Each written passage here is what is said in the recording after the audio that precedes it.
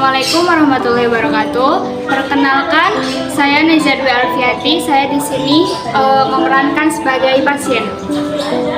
Perkenalkan, saya Zulfairul. Saya sebagai perawat.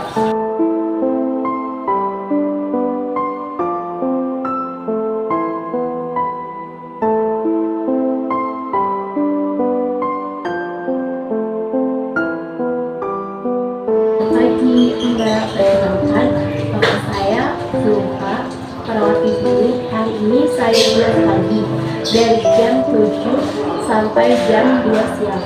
Saya akan merawat Mbak selama di rumah sakit ini. Nama Mbak siapa? Saya Nezia. Senangnya dipanggil apa? Baiklah Mbak, Nisa, bagaimana keadaan Mbak hari ini?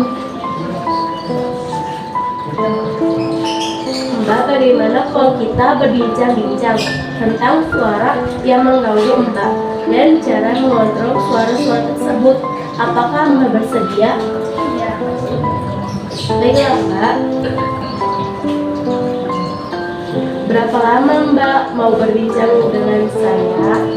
Bagaimana kalau 20 menit? Mbak mau berbincang-bincang di mana? Baiklah Mbak, kita akan berbincang-bincang di sini. Apakah Mbak Nezia mendengar suara tanpa ada wujudnya? Ya. Saya percaya Mbak mendengar suara tersebut, tetapi saya sendiri tidak mendengar suara itu.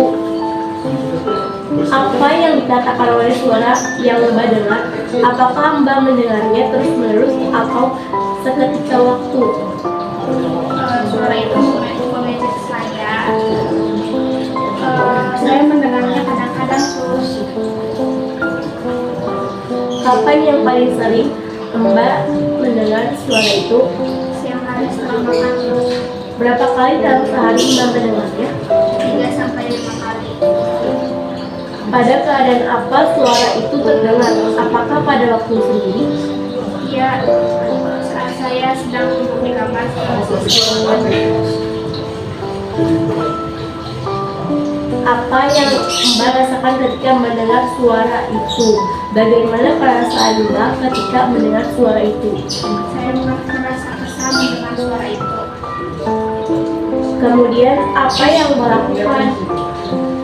Jika saya mendengar suara itu, saya langsung menutup telinga saya. Apakah dengan cara tersebut suara-suara itu hilang? Tidak, suara itu tetap bisa terdengar. Baiklah Mbak, apa yang Mbak alami itu namanya halusinasi.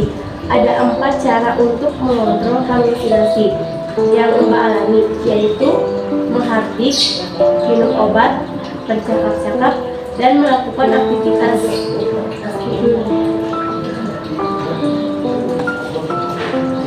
Baiklah Mbak, apa yang Mbak alami itu namanya halusinasi.